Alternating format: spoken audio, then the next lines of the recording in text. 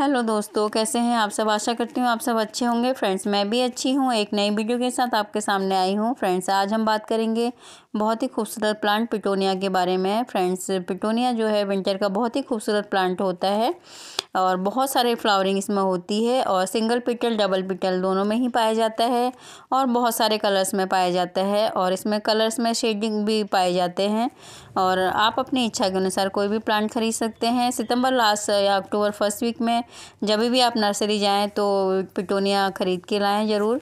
और प्लांट ख़रीदते समय आपको यही ध्यान रखना है कि आपका जो प्लांट है वो थोड़ा बोशी होना चाहिए, जिससे कि आप इस अपने प्लांट की कटिंग भी लगा सकते हैं। फ्रेंड्स, सेम टाइम पर आप इसकी कटिंग भी लगा सकते हैं। अगर आपका प्लांट बोशी है तो आप इसकी कटिंग लगा दीजिए और एक हफ्ते के अंदर में इसकी जो कटिंग है वो ग्रो हो जाती है। तो इस तरह से आप एक प्लांट से हज़ारों प्लांट बना सकते हैं। ये जो पिटोनिया है इसके आप सीड से भी ग्रो कर सकते हैं फ्रेंड्स, और कटिंग से भी ग्रो कर सकते हैं। और बहुत ज़्यादा बड़े पॉट की भी इसको ज़रूरत नहीं होती है। आप कबाड़ से जुगाड़ वाले डब्बों में लगा दीजिए, प्लास्टिक के डब्बे या कोई छोटे पॉट जो है उनमें आप इसको आराम से ग्रो कर सकते हैं, क्योंकि जो पिटोनिया की जड़ें हैं वो बहुत ज़्यादा गहरी नहीं जाती हैं, तो बहुत बड़े पॉट की ज़रूरत नहीं पड़ती है। फ्रेंड्स, मिट्टी कैसी बनानी है, इसके लिए हमें वेल्डेन मिट्टी तैयार करनी है। पिटोनिया के प्लांट को बहुत ज़्यादा पानी की ज़रूरत नहीं पड़ती है, इसलिए वेल्डेन मिट्टी इसके लिए काफ़ी अच्छी रहती है। वेल्डेन मिट्टी 60% आप मतलब गार्डन सॉइल में लाइए, 30% उसमें सैंड का यूज़ कीजिए, या सैंड या राइस हस्क का आप यूज़ कर सकते हैं। उसके बाद 10% जो है आपको कंपोस्ट लेनी है। कंपोस्ट आप कोई भी ले सकते हैं और 15 दिन के अंदर में आपको फिर से अपने प्लांट को कंपोस्ट देनी है, क्योंकि अगर आपको फ्लावरिंग अच्छी चाहिए तो कंपोस्ट देते रहना है। और फ्रेंड्स, जब हम प्लांट नर्सरी से ख़रीदते हैं तो हमको उसकी पिंचिंग करनी होती है, क्योंकि हमें पिंचिंग करते रहना है जिससे कि हमारा जो प्लांट है वो बोशी बने, और बोशी प्लांट बनेगा तो फ्लावरिंग अच्छी होगी। आप ये ना सोचें कि नया नया प्लांट है इसकी पिंचिंग नहीं करनी है। जितना आप पिंचिंग करेंगे उतना ही आपका जो प्लांट है बोशी बनेगा, और बोशी बनेगा तो उतनी ही फ्लावरिंग होगी ज़्यादा। और इस तरह से आपका जब प्लांट बोशी बन जाता है उसमें फ्लावरिंग होती है, तो उस जो फ्लावरिंग है स्पंज फ्लावर हैं उनको तोड़ना बहुत ज़रूरी है। अगर हम जो स्पंज फ्लावर हैं उनको तोड़ते रहते हैं तो हमारा जो प्लांट है काफ़ी दिनों तक फ्लावरिंग करता है, उसमें नई नई ग्रोथ देखने को मिलती है। अगर आपको जो स्पंज फ्लावर है आप नहीं तोड़ेंगे तो आपके जो प्लांट की ग्रोथ है वो रुक जाएगी। ये एक मैक्सिकन पिटोनिया है, ये भी पिटोनिया की ही एक वैरायटी है जिसकी जो पत्तियां हैं वो बिल्कुल ही अलग होती हैं और ये सदाबहार रहते हैं और बहुत ज़्यादा फ्लावरिंग होती है और बहुत ही इजी ग्रोइंग होता है। इसके जो प्लांट हैं वो कभी भी ख़राब नहीं होते हैं। आपको अगर एक बार आप मिल जाता है कहीं से या कटिंग से भी ये बहुत इजीली ग्रो हो जाता है, तो ये आपका जो सदाबहार प्लांट बन जाता है। इस टाइम पे इसमें फ्लावरिंग कम हो रही है क्योंकि 15 दिन से बहुत ज़्यादा सर्दी है, जिस कारण से जो मैक्सिकन पिटोनिया है उसकी जो फ्लावरिंग नहीं हो रही है। ये हाइब्रिड और ड्रॉप वैरायटी दोनों में ही पाया जाता है मैक्सिकन पिटोनिया, और इसके सभी कलर इसमें पाए जाते हैं। जो हमारा ये पिटोनिया है इसको आप सीड से भी ग्रो कर सकते हैं।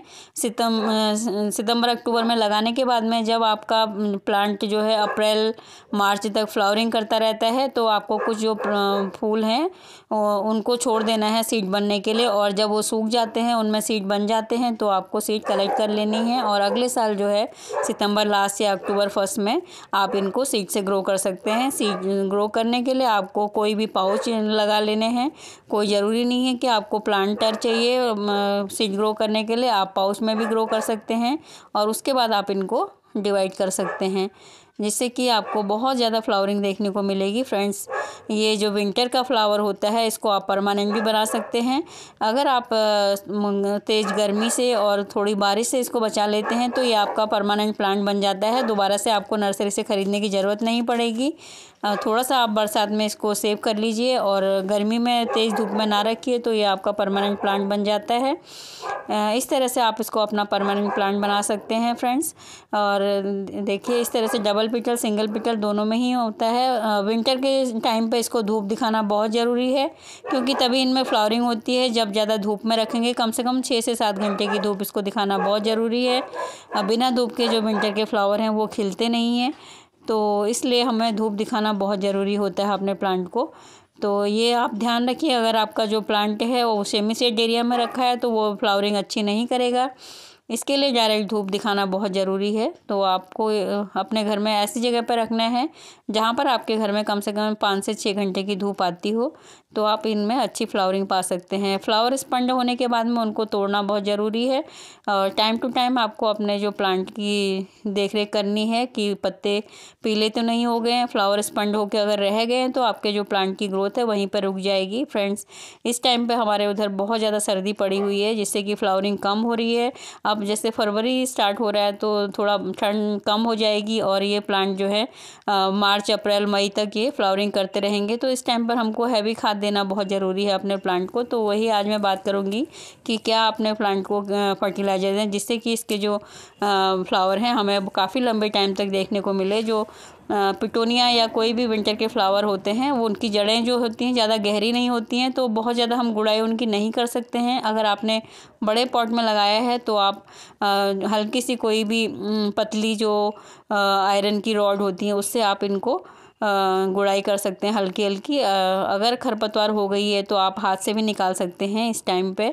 और जो हमारे पिटोनिया हैं वो काफ़ी फैल जाते हैं तो उनके लिए हमें लिक्विड खाद देना बहुत ज़रूरी है। और सूखी खाद अगर हम देते हैं तो इतनी इफ़ेक्टिव नहीं रहती है क्योंकि वो जो पिटोनिया हैं उनकी जड़ें काफ़ी गहरी नहीं जाती हैं, लेकिन वो जो फैल जाते हैं प्लांट तो उनमें जो सूखी खाद है वो इतनी इफ़ेक्टिव नहीं रहती। तो आज मैंने अपने प्लांट के लिए लिक्विड जो फर्टिलाइज़र है वो तैयार किया हुआ है, कबाड़ से जुगाड़ में मैंने लगाए हैं। आप देख रहे हैं बहुत अच्छे प्लांट हो रहे हैं और जैसे ये पहले वाले प्लांट स्पंड हो जाएंगे तो उनमें ग्रोथ शुरू हो जाएगी, उनमें फ्लावरिंग शुरू हो जाएगी। तो काफ़ी अच्छा रहेगा, काफ़ी दिन तक मुझे पिटोनिया के जो फ्लावर हैं वो देखने को मिलेंगे। तो आज मैंने अपने प्लांट के लिए फर्टिलाइज़र बनाए हैं जो कि काफ़ी इफेक्टिव रहेंगे। इस टाइम पर हमें हैवी डोज देना है, उनको हैवी फिटर बनाना है जिससे कि वो जो सर्दी का मौसम था उसके मार से निकल पाएँ और अच्छी फ्लावरिंग कर पाएँ। तो मैंने आज सरसों खली का लिक्विड और गोबर की खाद का लिक्विड उनके लिए तैयार किया है। तो आप अपने हिसाब से जितने भी आपके प्लांट हैं, ज़्यादा हैं तो आप ज़्यादा मात्रा डालिए, अगर कम है तो कम डालिए। तो मैंने अपने प्लांट के हिसाब से गोबर की खाद और सरसों खली को मिला दिया है। कम से कम 24 घंटे आपको उनको रखना है। और साथ में मैंने राख का यूज़ किया है। राख आप जानते हैं हमारे प्लांट के लिए बहुत ही ज़्यादा अच्छा पेस्टिसाइड का काम करता है, खरपतवार को भी नष्ट करता है और हमारे जो प्लांट में कीड़े वगैरह लग जाते हैं उनसे भी उससे प्लांट को बचाता है। तो सरसों खली जो है बहुत ही ज़्यादा इफ़ेक्टिव होती है हमारे प्लांट के लिए। सरसों खली में नाइट्रोजन, फास्फोरस, पोटेशियम और सल्फ़र की अच्छी मात्रा पाई जाती है जो हमारे फ्लावरिंग प्लांट के लिए बहुत ही ज़्यादा फ़ायदेमंद होती है। और प्रोटीन और अमीनो एसिड, कार्बोहाइड्रेट और टैनिन की भी अच्छी मात्रा पाई जाती है सरसों खली में। सरसों खली को हम एक जैविक खाद के रूप में यूज़ करते हैं जो कि हमारे प्लांट के लिए बहुत ही ज़्यादा इफ़ेक्टिव मानी जाती है और हमारे प्लांट की ओवरऑल ग्रोथ के लिए बहुत अच्छी है। गोबर की खाद तो आप सभी जानते हैं, जो पुराने गोबर की खाद कम से कम 1.5-2 साल पुरानी जो गोबर की खाद हो उसका हमको यूज़ करना है। और गोबर की खाद से क्या होता है, मिट्टी में वायु का संचार बहुत अच्छा रहता है और मिट्टी में जल धारण और जल सोखने की जो क्षमता होती है वो भी गोबर की खाद में होती है। तो हमारे प्लांट के लिए गोबर की खाद जो है बहुत ही ज़्यादा अच्छी मानी जाती है। मिट्टी में जो लाभकारी जीवाणु होते हैं उससे गोबर की खाद मतलब जो बढ़ाती है उनको, जो लाभकारी जीवाणु होते हैं उनकी संख्या बढ़ती है गोबर की खाद देने से। हमारे प्लांट में नाइट्रोजन की अच्छी मात्रा होती है। इसके अलावा फास्फोरस, पोटेशियम, मैग्नीशियम और सल्फ़र, जिंक, बोरोन और मैग्नीशियम की मात्रा पाई जाती है। और फाइबर और प्रोटीन की भी अच्छी मात्रा होती है और जो कि हमारे प्लांट की ओवरऑल ग्रोथ के लिए बहुत अच्छी होती है। राख आप जानते हैं फंगीसाइड का काम भी करती है और कैल्शियम, पोटेशियम और मैग्नीशियम, फास्फोरस की अच्छी मात्रा राख में पाई जाती है। इसको कम से कम 24 घंटे के लिए भिगा दीजिए। दिन में 2 बार इसको चलाते रहिए एक डंडे से और जो भी लिक्विड तैयार होगा उसको आप अपने सभी प्लांट में, फ्लावरिंग प्लांट में, फलों के प्लांट में, सब्जियों में, सभी में दे सकते हैं। अपने प्लांट के हिसाब से इसको डाइल्यूट कर लीजिए और सभी में दे दीजिए। फ्रेंड्स, वीडियो पसंद आए तो लाइक कीजिएगा, नए हैं तो चैनल को सब्सक्राइब कीजिएगा। फिर एक नई वीडियो के साथ आपके सामने आऊँगी। तब